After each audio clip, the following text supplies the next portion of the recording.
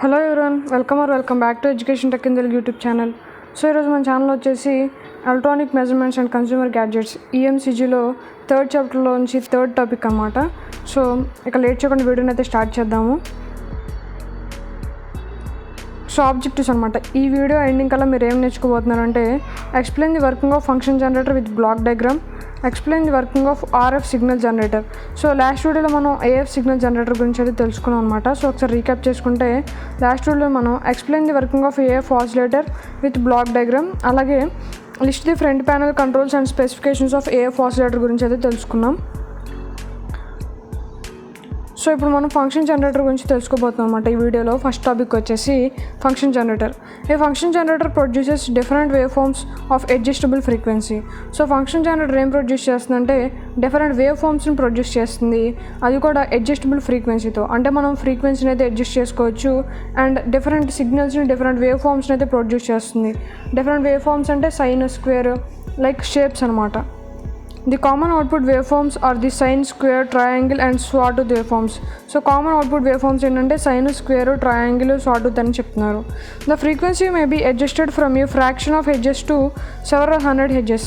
So frequency మనం vary చేసుకోవచ్చు అని చెప్పే కదా, ఆ వ్యారీ ఎంత ఉంటుందంటే హెడ్జెస్ నుంచి, ఒక హెడ్జ్ నుంచి 100 of kilo hertz వరకు మనం అడ్జస్ట్ చేసుకోవచ్చు అని చెప్తున్నారు ఫంక్షన్ జనరేటర్లో. And basic function generator block diagram వచ్చేసి చూసుకోండి. ఇక్కడ ఒక ఇంటిగ్రేటర్ ఉంది, స్కిమ్ ట్రిగ్గర్ ఉంది, సైన్ వేవ్ కన్వర్టర్ ఉంది, అలాగే ఒక అటెన్యూటర్ అయితే ఉందన్నమాట. సో ఇక్కడ చూసుకుంటే ఇది వచ్చేసి బేసిక్ ఫంక్షన్ జనరేటర్ యొక్క డయాగ్రామ్ అనమాట. The integrator output is fed in to the Schmitt trigger and the sign wave converter. So ఇక్కడ చూసుకుంటే మనకి ఇంటిగ్రేటర్ అవుట్పుట్ ఏదైతే ఉందో అది వచ్చేసి మనకి స్కిమ్ ట్రిగ్గర్కి ఉంటుంది, అలాగే సైన్ వేవ్ కన్వర్టర్. సో ఈ రెండింటికైతే ఈ ఇంటిగ్రేటర్ యొక్క అవుట్పుట్ అయితే వెళ్తుంది అని చెప్తున్నారు. The integrator must have square wave form from the Schmitt trigger as input. So integrator నుంచి must have square wave form from the Schmitt trigger as input. So Schmitt ట్రిగ్గర్కి కంపల్సరీగా మనం స్క్వేర్ ఇస్తే అవుట్పుట్లో కూడా ఏమిస్తుందంటే స్క్వేరే ఇస్తుంది అని చెప్తున్నారు. అంటే ఇప్పుడు మనం ఒకవేళ స్క్వేర్ ఇస్తే అది అవుట్పుట్లో డిస్ట్రాక్షన్స్తో మనకి ట్రయాంగిల్ కానీ షార్ట్ కానీ ఇలా అవ్వకూడదు. మనం ఇన్పుట్ స్క్వేర్ ఇస్తామో అవుట్పుట్ కూడా స్క్వేర్ రావాలి అని చెప్పేసి ఈ పాయింట్లో మెన్షన్ చేశారనమాట. Switch provided for selection of sine, triangle, square waves. The output stage can be the type of అటెన్యూటర్.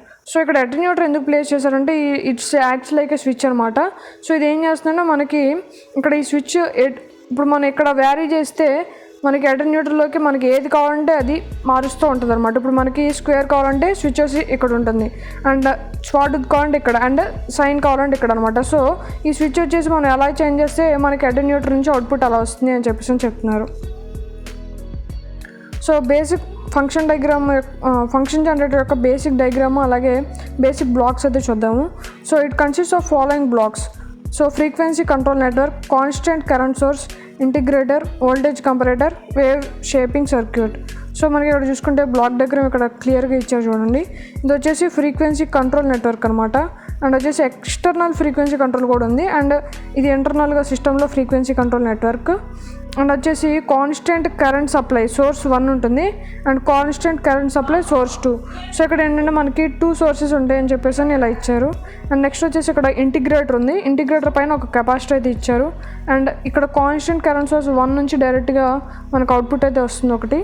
And next ఇక్కడ వచ్చేసి వోల్టేజ్ కంపరేటర్, మల్టీ వైబ్రేటర్ ఉంది, అలాగే రెసిస్టెన్స్ డయోడ్ షేపింగ్ సర్క్యూట్ ఉంది, అండ్ అవుట్పుట్ యాంప్లిఫైర్ 2. సో ఇక్కడ వచ్చేసి మనకి 3 outputs అయితే వస్తున్నాయి. ఒక అవుట్పుట్ వచ్చేసి మనకి ఇక్కడ ఏదైతే సప్లై నుంచి అవుట్పుట్ వచ్చిందో అక్కడ నుంచి ఒక కెపాసిటర్ మాత్రమే కనెక్ట్ అయ్యి డైరెక్ట్గా మనకి అవుట్పుట్ అయితే వచ్చిందనమాట, డైరెక్ట్గా వచ్చిందన్నమాట. సో అసలు ఈ షేపింగ్ ఎలా జరుగుతుంది అనేది కూడా మనం ఇప్పుడు బ్రీఫ్గా చూద్దాము. జస్ట్ ఒక బ్లాక్ డయాగ్రామ్ చూశారు కదా. సో ఒకసారి ఈ పాయింట్ చూడండి. ఇక్కడ రెసిస్టర్ ఉంది కదా మనకి ఇక్కడ స్టార్టింగ్లో ఫ్రీక్వెన్సీ కంట్రోల్ పక్కన. సో ఇక్కడ బటన్ అయితే మూవ్ అవ్వడం లేదు. సో స్టార్టింగ్లో మనకి గ్రీన్ కలర్ ఏదైతే ఉందో సో అదే అనమాట నేను చెప్తున్నది. ఫ్రీక్వెన్సీ కంట్రోల్ నెట్వర్క్ ముందు ఏదైతే ఉందో అదైతే గుర్తుపెట్టుకోండి. నేను ఇప్పుడు నెక్స్ట్ పాయింట్లో నేను మీకు దాని గురించి ఎక్స్ప్లెయిన్ చేస్తాను. సో ఫస్ట్ మనకి ఫ్రీక్వెన్సీ కంట్రోల్ నెట్వర్క్ అయితే ఇచ్చారు. The frequency control network is governed by the frequency control knob on the front panel of the instrument or by an external applied control voltage using variable knob. So ఇక్కడ ఏంటంటే frequency control network ఏదైతే ఉందో so మనం ఇక్కడ చూసుకుంటే frequency control network ఉంది కదా, మనకి ఈ బ్లూ కలర్లో ఉంది కదా ఫ్రీక్వెన్సీ కంట్రోల్ నెట్వర్క్. సో ఈ ఫ్రీక్వెన్సీ కంట్రోల్ నెట్వర్క్ అనేది నెట్వర్క్లో ఉన్న ఫ్రీక్వెన్సీని అయితే కంట్రోల్ చేస్తుంది అని చెప్తున్నారు. సో ఫ్రీక్వెన్సీని ఎలా కంట్రోల్ చేస్తుందంటే ఇక్కడ మనకి ఒక గ్రీన్ కలర్లో రెజిస్టర్ ఇచ్చారు కదా, అంటే ఇది ఏంటంటే వేరియబుల్ అనమాట, నథింగ్ బట్ మనం అడ్జస్ట్ చేసుకోవచ్చు. సో ఇక్కడ పెడితే 0, ఇక్కడ పెడితే ఫుల్, అండ్ మధ్యలో పడితే మీడియం. సో ఇలా దీనికి వచ్చేసి లెవెల్స్ ఉంటాయి కదా, హెడ్జెస్ లెవెల్స్. సో అలా అడ్జస్ట్ చేస్తాం. ఇది వచ్చేసి మనకి ఎక్స్టర్నల్ అనమాట, ఇక్కడ నుంచి మనకి ఫ్రీక్వెన్సీ కంట్రోల్ నుంచి టోటల్ డయాగ్రామ్ అంతా కూడా మనకి ఇంటర్నల్, అండ్ ఇది వచ్చేసి ఎక్స్టర్నల్గా చూపిస్తున్నారు. సో ఇక్కడ ఒక బయట అయితే ఒక నాబ్ ఉంటుంది, అది వచ్చేసి రౌండ్గా ఉండొచ్చు. సో రౌండ్గా ఉంటుంది అనుకోండి. సో రౌండ్గా ఉన్నప్పుడు మనం 0 to ఒక కొన్ని హెడ్జెస్ వరకు, అంటే మ్యాక్సిమం టు మినిమం హెడ్జెస్ వరకు మనం అయితే మూవ్ చేసుకోవచ్చు. ఈ ఫ్రీక్వెన్సీ కంట్రోల్ నెట్వర్క్ అనేది దీని ద్వారా కంట్రోల్ అవుతుంది అని చెప్పేసి అయితే మనకు చెప్తున్నారు. సో ఇది వచ్చేసి ఇక్కడ యారో మార్క్తో కూడా ఇచ్చారు, ఎక్స్టర్నల్ ఫ్రీక్వెన్సీ కంట్రోల్ అని. దీనికి ఇంటర్నల్ అయితే ఇవ్వలేదు, ఎందుకంటే ఇక్కడ నుంచి ఇంటర్నల్ డయాగ్రామ్ స్టార్ట్ అవుతుంది కాబట్టి. సో అదనమాట. సో వేరియబుల్ నాబ్ ద్వారా మనం ఆ ఇన్స్ట్రుమెంట్లో ఉన్న ఫ్రీక్వెన్సీని అయితే కంట్రోల్ చేస్తాము అని చెప్తున్నారు. The frequency control voltage regulates 2 current sources.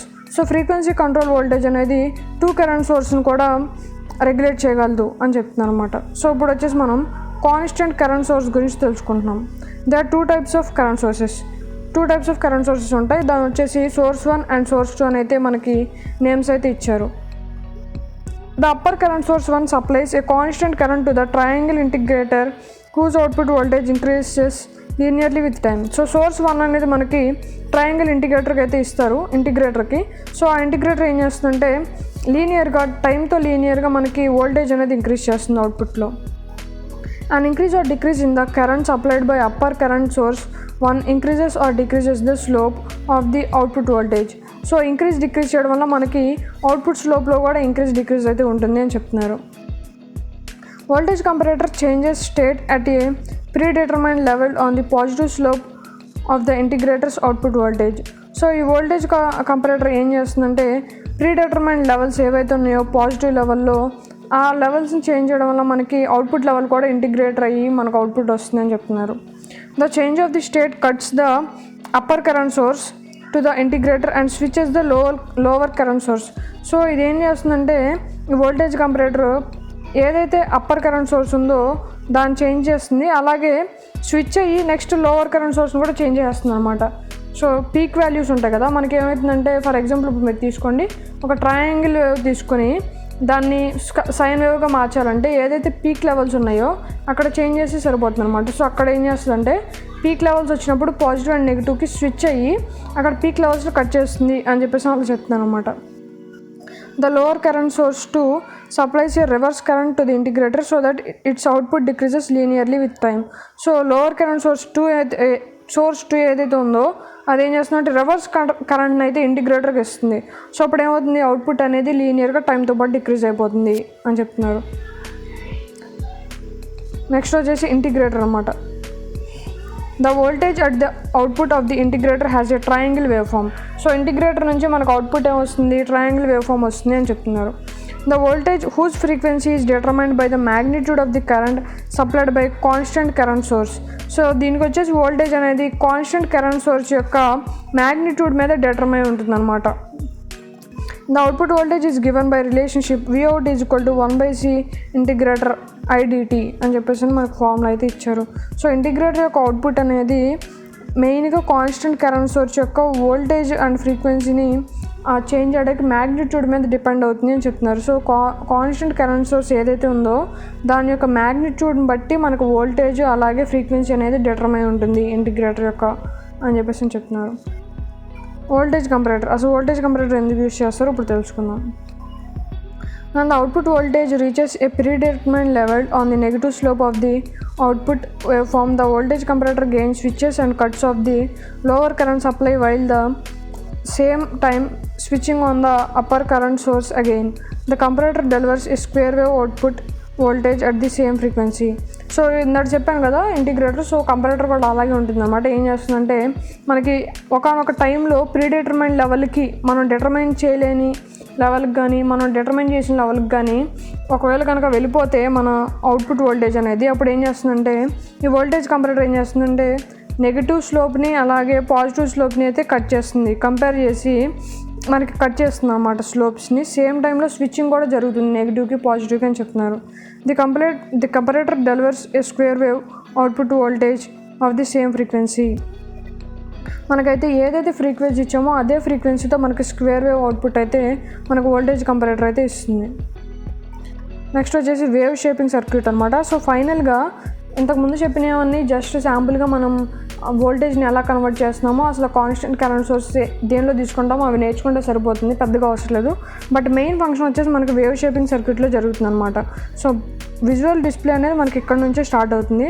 So the third output wave form is delivered from the triangle wave form which is synthesized into a sine by a diode resistance wave shaping circuit. So wave shaping circuit అనేది third output అనమాట. దీంట్లో ఏంటంటే triangle wave నుంచి మనకి sine wave అయితే వస్తుంది by resistance diode. ఒక resistance diode నుంచి మనకి షేప్ అయితే జరుగుతుందని చెప్తున్నారు. సో ఇక్కడ చూసుకున్న మనకి 4 టైప్స్ ఆఫ్ వేవ్స్ అయితే వచ్చాయి. Sine wave, square wave, sawtooth wave, అలాగే ట్రయాంగిల్ వేవ్ అయితే వచ్చాయన్నమాట. సో మనకి ఏదైతే ఫంక్షన్ జనరేటర్ ఉందో దాని నుంచి ట్రయాంగిల్, సాటూత్, స్క్వేర్, సైన్ వచ్చాయని చెప్తున్నారు. సో ఫంక్షన్ జనరేటర్ యొక్క అప్లికేషన్స్ దీన్ని ఎక్కడెక్కడ యూజ్ చేస్తారంటే మనం లాస్ట్ వీడియోలో తెలుసుకున్నాం టెస్ట్ ఇన్స్ట్రుమెంట్స్లో, అలాగే సిగ్నల్ జనరేటర్ గురించి మాట్లాడుకున్నప్పుడు లాస్ట్ వీడియోలో అయితే దీని గురించి ఉంది, ఒకసారి అయితే చూడండి ఆ వీడియో. ఏం చేస్తుందంటే టెస్టింగ్కి, ట్రబుల్ షూటింగ్కి, రిపేరింగ్కి ఎలక్ట్రానిక్ అండ్ అల్ట్రా ఆప్టిక్ డివైజెస్లో యూజ్ చేస్తారు. నెక్స్ట్ వచ్చేసి టెస్టింగ్ అండ్ అలైన్మెంట్కి యూజ్ చేస్తారు, లైక్ రేడియో అండ్ టీవీ రిసీవర్స్లో యూజ్ చేస్తారు, లైక్ కమ్యూనికేషన్ పర్పస్లో అనమాట. నెక్స్ట్ మోడర్న్ ఫంక్షన్ జనరేటర్స్ ఏంటంటే AM, FM ఫేజ్ మాడ్యులేషన్కి, రిమోట్ ఇంటర్ఫేస్కి వీటికైతే యూజ్ చేస్తారు. Quick and easy way from generates and accurate real world signal test. So signal టెస్ట్కి కూడా యూజ్ చేస్తారు. నెక్స్ట్ ఇవన్నీ జస్ట్ ఎగ్జాంపుల్స్ మాత్రమే. FG produces simple repetitive wave form for testing equipment. So మనకేంటంటే మెయిన్గా ఫంక్షన్ జనరేటర్ అనేది last వీడియోలో discuss చేసుకున్నాం. ఏంటంటే ఏదైనా మనం ఒకటి స్టార్ట్ చేశాక దానిలో మనం ఏంటంటే డైరెక్ట్గా తెలుసుకోకుండా జస్ట్ విర్చువల్గా తెలుసుకోవడానికి మనం ఇలాంటి ఫంక్షన్ జనరేటర్ అనేది యూజ్ చేస్తాం. మెయిన్గా వీటిని టెస్టింగ్ పర్పస్కే యూజ్ చేస్తాం. మన ల్యాబొరేటరీస్లో కూడా యూజ్ చేస్తూ ఉంటాం, మీకు తెలుసు. జస్ట్ మీరు laboratory testing equipments as in laboratories అని కూడా అలా రాసుకోవచ్చు. జస్ట్ మనం టెస్టింగ్కి ఎక్కువ యూజ్ చేస్తాం. ట్రబుల్ షూటింగ్ ఇవన్నీ కూడా మనం ఫైండ్ చేయడానికైనా, ఐడెంటిఫై చేయడానికైనా, రిపేర్ చేయడానికైనా, తెలుసుకోవడానికైనా, దేనికైనా సరే మీనింగ్ ఒకటే. బట్ ఇక్కడ మనం ఇంగ్లీష్లో అలా చెప్పుకున్నాం అంతే. జస్ట్ ఫంక్షన్ జనరేటర్ వచ్చేసి మనకి టెస్టింగ్కి, మనం ఏదైనా కనిపెట్టడానికే మనం ఈ ఫంక్షన్ జనరేటర్ అనేది యూజ్ చేస్తాము.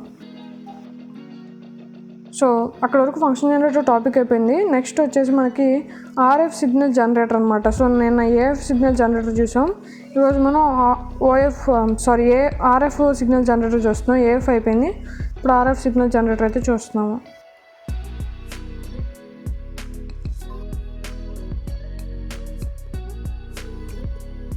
సో RF సిగ్నల్ జనరేటర్లో మనకి బ్లాక్ డయాగ్రామ్లో it has a sinusoidal output with a frequency range somewhere in 100 Hz to 40 GHz. So మనకి ఫ్రీక్వెన్సీ రేంజ్ వచ్చేసి RFది 100 Hz to 40 GHz రేంజ్ అయితే ఉంటుంది అని చెప్తున్నారు. The instrument consist of an RF oscillator, amplifier, calibrated attenuator, output level meter. So దీనిలో మనకి RF oscillator ఉంటుంది, యాంప్లిఫైర్ ఉంటుంది, క్యాలిబ్రేటెడ్ అటెన్యూటర్ ఉంటుంది, అలాగే అవుట్పుట్ లెవెల్ మీటర్ అయితే ఉంటుంది. సో RF సిగ్నల్ జనరేటర్ యొక్క వర్కింగ్ అయితే తెలుసుకుందాం. The block diagram of RF signal generator is shown in the figure. It consist of a single master oscillator designed for the highest frequency range and the frequency dividers as switched into produce lower ranges. So ఇక్కడ ఏంటంటే మనకి RF signal జనరేటర్లో single master oscillator అయితే use చేసాము. ఇది ఎందుకు use చేసామంటే high frequency range అలాగే హై ఫ్రీక్వెన్సీ డివైడర్స్ అయితే దీనిలో ఉంటాయి కాబట్టి, అండ్ స్విచ్చింగ్ పర్పస్ కూడా ఎక్కువగా ఉంటుంది కాబట్టి దీన్ని అయితే యూజ్ చేసాము. The highest frequency range of 34 to 80 MHz is passed through B1 and untuned buffer amplifier B2 and B3 are additional buffers amplifiers and A is the main amplifier. So ఇక్కడ వచ్చేసి మనకి 4 బఫర్స్ అయితే ఉన్నాయి అనమాట, 4 amplifiers అయితే ఉన్నాయి. Main వచ్చేసి A amplifier and B1, B2, B3 వచ్చేసి మనకి ఎడిషనల్ అనమాట. అండ్ B1 వచ్చేసి హై ఫ్రీక్వెన్సీ రేంజ్కి అయితే యూజ్ చేస్తాం. సో హై ఫ్రీక్వెన్సీ రేంజ్ వచ్చేసి మనకి 34 to 80 MHz అని చెప్తున్నారు. The lower frequency range produces by cascade frequency dividers. ఇక్కడ వచ్చేసి 9 ఫ్రీక్వెన్సీ డివైడర్స్ తీసుకుంటాము, అవి వచ్చేసి మనకి లోయెస్ట్ ఫ్రీక్వెన్సీ కోసం యూజ్ చేస్తాము. Thus the frequency stability of the highest range is impacted to the low frequency ranges. So frequency stability అనేది highest రేంజ్కి లోయెస్ట్ రేంజ్కి మధ్యలో ఉంటుంది, ఇంపాక్టెడ్గా ఉంటుంది అని చెప్తున్నారు. The master oscillator is tuned by a motor driven variable capacitor. So మనకు అక్కడ మోటార్ ఇచ్చారన్నమాట. సో అది మోటార్ డ్రివెన్ వేరియబుల్ కెపాసిటర్ అన్నమాట. సో ఆ కెపాసిటర్ ఏం చేస్తుందంటే ట్యూన్ చేయడానికి యూజ్ చేస్తుంది అని చెప్తున్నారు. For fast course tuning A rocker switch is provided. So అక్కడ ఒక స్విచ్ అయితే ప్రొవైడ్ చేశారు, అదేంటంటే ట్యూనింగ్ పర్పస్కి యూజ్ చేశారు. Which sends the indicator gliding along the side rule scale of the main frequency dial approximately 7% of frequency changes per second. So అది change చేస్తున్న కొద్దీ అప్రాక్సిమేట్లీ 7% ఆఫ్ ఫ్రీక్వెన్సీ అయితే చేంజ్ అవుతుంది. అండ్ ఎంత డివైడ్ చేస్తుందంటే 0.01% అయితే డివైడ్ చేస్తుంది అని చెప్తున్నారు. సో మాస్టర్ ఆసిలేటర్ వచ్చేసి has both automatic and manual controls. So మనం ఆటోమేటిక్గా కంట్రోల్ చేసుకోవచ్చు, ఆర్ ఎల్స్ మాన్యువల్గా కూడా కంట్రోల్ చేసుకోవచ్చు. The availability of the motor driven frequency control is unemployed for programmable automatic frequency control devices. Internally calibrated is powered by the 1 MHz crystal oscillator. So 1 MHz crystal oscillator అయితే ఉంటుంది. అది ఏం చేస్తుందంటే ఆటోమేటిక్గా frequency control అయితే చేస్తుంది, అలాగే calibration కూడా ప్రొవైడ్ చేస్తుంది. The modulation is done at the power amplifier stage. For modulation 2 internally generated signals are used that it is 400 Hz to 1 Hz.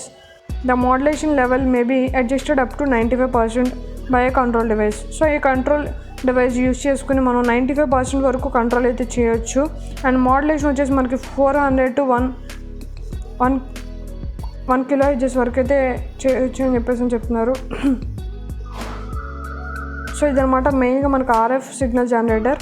దీనిలో జస్ట్ ఒక బ్లాక్ డయాగ్రామ్ చూసుకోండి. బ్లాక్ డయాగ్రామ్ చూసుకుంటే మనకి ఇక్కడ ఏఎఫ్ ఆసిలేటర్లు ఏంటంటే మనం ఆసిలేషన్ పంపిస్తాం. అండ్ వచ్చేసి మెయిన్గా మనకి 3 యాంప్లిఫైర్స్ అయితే ఉంటాయి. ఇది వచ్చేసి ఏ అనేది మెయిన్, అండ్ B1 వచ్చేసి మనం హై ఫ్రీక్వెన్సీకి యూజ్ చేస్తాం. B2 B3 అనేవి అంటే జస్ట్ మనం పెట్టుకున్నాం అంతే, మనకి ఎప్పుడైనా యూజ్ అవుతాయి అని చెప్పేసి అని అడిషనల్గా పెట్టుకున్నాము.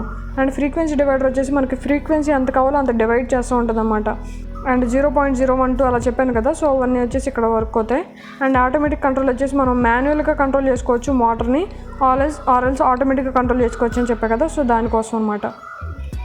నెక్స్ట్ ఇక్కడ వచ్చేసి మనకి ఒక యాంప్లిఫైర్ అయితే ఇచ్చారు, అండ్ వచ్చేసి అవుట్పుట్ అటెన్యూటర్ అయితే ఇచ్చారు. అండ్ వచ్చేసి మనకి ఇక్కడ చూసుకుంటే B4 అయితే ఉంది. అండ్ ఇక్కడ వచ్చేసి ఆడియో ఆసిలేటర్ ఉంది. అండ్ వచ్చేసి ఇక్కడ మనం అడ్జస్ట్ చేసుకున్న దాన్ని బట్టి మన మాడ్యులేషన్ ఉంది కదా 90 Hz to 45 Hz అలా. సో ఇక్కడ అడ్జస్ట్ చేసుకున్న మాడ్యులేషన్ బట్టి మనకు అవుట్పుట్ అటెన్యూటర్ నుంచి మనకి ఆర్ఎఫ్ అవుట్పుట్ అయితే వస్తుందన్నమాట. సో ఇది black diagram of RF signal generator.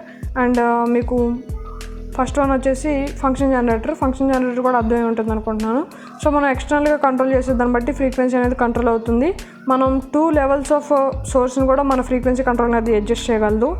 And constant current source supply 1 supply 2 current sources అయితే ఉంటాయి. అండ్ వచ్చేసి ఇంటిగ్రేటర్ ఉంటుంది. నెక్స్ట్ ఇంటిగ్రేటర్ నుంచి అవుట్పుట్ ఏమొస్తుందంటే మనకి స్క్వేర్ వేవ్ వస్తుంది. సో మనం ఇక్కడ ఇచ్చిన ఇన్పుట్టే మనకు అవుట్పుట్ కూడా రావాలి స్క్వేర్ వేవ్ అని చెప్పారు. అండ్ మనకి సి అని చెప్పేసి కెపాసిటీ ఇచ్చారు. సో కెపాసిటీ నుంచి మనకు అవుట్పుట్ వచ్చేసి ట్రయాంగిల్ వేవ్ వస్తుంది. And resistance diode shaping circuit ఉంది కదా, ఇక్కడ నుంచి మనకి సైన్ వేవ్ అయితే వస్తుంది. సో మనకి 3 types ఆఫ్ వేవ్స్ అయితే వస్తాయి టోటల్గా బ్లాక్ డయాగ్రామ్ నుంచి.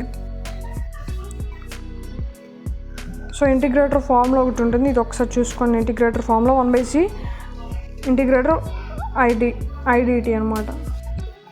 సో మనకు అప్లికేషన్స్ కూడా అడుగుతారు. మనకు అప్లికేషన్స్ ఓన్లీ 3 marks కూడా అడిగే ఛాన్స్ ఉంటుంది. So function generator is the main topic for mid and sem కూడా. సో ఒకసారి అయితే చూసుకోండి ఫంక్షన్ జనరేటర్ గురించి. And RF signal, AF signal last వీడియోలో ఉంది, ఒకసారి చూడండి. Block diagram and working. So ఈ వీడియోలో మనం ఏం తెలుసుకున్నామంటే working of function generator with block diagram, అలాగే working of RF signal generator గురించి అయితే తెలుసుకున్నాము. సో ఇదన్నమాట ఈ వీడియో వచ్చేసి. మీకు ఎలాంటి డౌట్స్ ఉన్నా సరే కామెంట్ సెక్షన్లో అడగండి. వీడియోని లైక్ చేయడం మర్చిపోకండి. Thank you guys, thanks for watching.